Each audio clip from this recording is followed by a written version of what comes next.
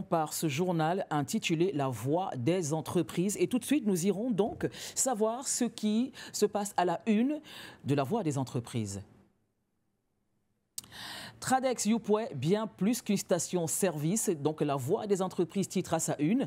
La CDHC en appelle à la responsabilité des médias. Rendez-vous en page 11, 12 ou 13. Transformation du bois. CKJ Sarl, la réponse locale à la demande en palette. Rendez-vous en page 7. Et on continue avec le quotidien Le Jour, mesdames et messieurs, les enjeux sécuritaires de l'année 2025. Le ministre délégué auprès de la présidence de la République chargé de la Défense, Joseph Betty Assomo, les a évoqués au cours de la cérémonie de présentation des vœux.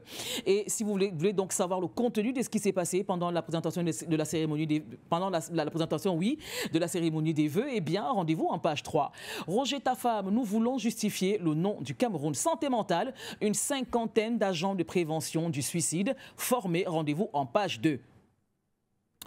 Mutation se profile donc à l'horizon de Presse à la une, double identité, carte sur table. Et vous lirez donc les détails en page 5. Déguerpissement à Yaoundé, la résistance des commerçants et puis département d'État américain. Tibor Nagui fait son retour.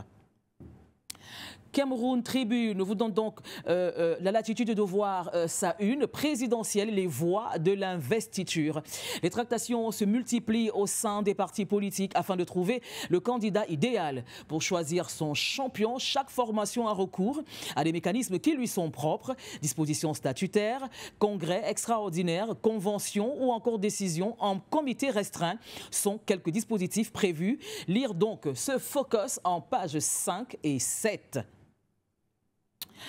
Camer Presse titre à sa une, le Mindu évalue les chantiers du PDVIR. Célestine Ketcha-Cortez a effectué une mission d'inspection spontanée dans la capitale économique le 17 janvier dernier.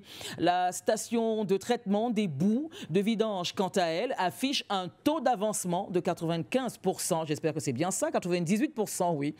La ministre de l'Habitat et du Développement urbain affiche sa satisfaction dans une interview à la fin de la visite. Évaluation financière, Bloomfield confirme les performances du PAD.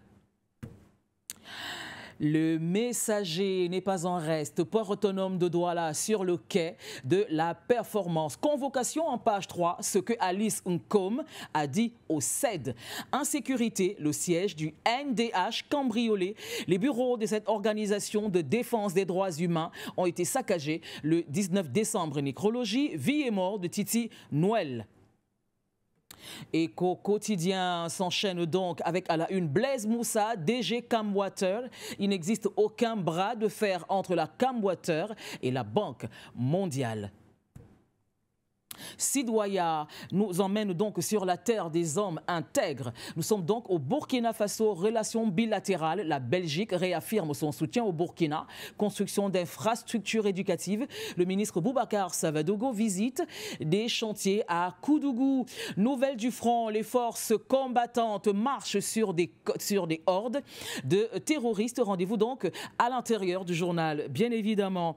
La nation béninoise n'est pas en reste et nous accueille donc à Cotonou. Le Bénin renforce ses engagements environnementaux. La plateforme de paiement des timbres fiscaux change la donne. On reste au Bénin pour la Nouvelle Tribune qui titre donc à sa une « Affaire Kadhafi, Nicolas Sarkozy sort du silence ». La Nouvelle Tribune 2 nous propose donc cette autre une, politique USA. Voici les premières mesures de Trump après son investiture.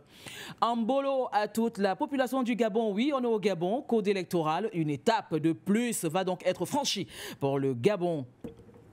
L'AS nous emmène donc sur la Teranga Nangadef et Dieu d'être avec nous, messieurs et dames, les Sénégalais. Le sermon de Diomaye et les mises en garde de Sonko. Et puis convocation de Omar Slo, Abdou Diallo et Argo Saltan pour les chroniqueurs. Malaise dans les médias, la presse expulsée de sa maison. Le Dakarois nous accueille toujours au Sénégal. En Teranga, menace de représailles juridiques. Macky affûte sa riposte. Affaire 700 millions de francs CFA. Tabaski sacrifie l'ex-DG de la Proci. Le président Diomaye annonce des réformes dans le parapublic. On reste avec l'info à la une de l'info, conférence des administrateurs et managers publics, constats alarmants du président Diomaye. Le Monde 1 nous accueille avec l'onde de choc du second mandat de Donald Trump, confirmé par une série de décrets. À peine investi, le nouveau président américain a mis en scène la signature d'un grand nombre de textes, d'abord devant ses militants, puis dans le bureau ovale. On reste à la une du Monde 2. Alors, investiture de Donald Trump, le nouveau chef d'État promet aux Américains de leur redonner la foi, la richesse et même leur liberté. Les détails tout à l'heure dans Presse à la une. Et puis on termine avec Horizon Nouveau, dont sont tirés nos décryptages. Malgouvernance et corruption, le Tchad et la RCA tournent le dos au Cameroun.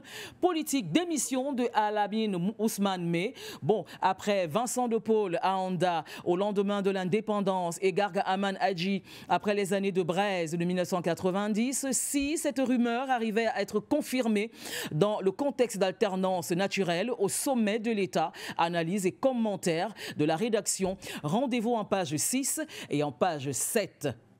Imposture, non, j'ai pas terminé. Mbok. Veuillez remettre la une, s'il vous plaît. Imposture à Douala 5. Le français Bakala Christian à la tête de la chefferie traditionnelle de Ngoma. Et puis, Mounouna Futsu honore la diaspora camerounaise en Russie. Rendez-vous donc dans le journal. Et c'est terminé pour cette fois véritablement.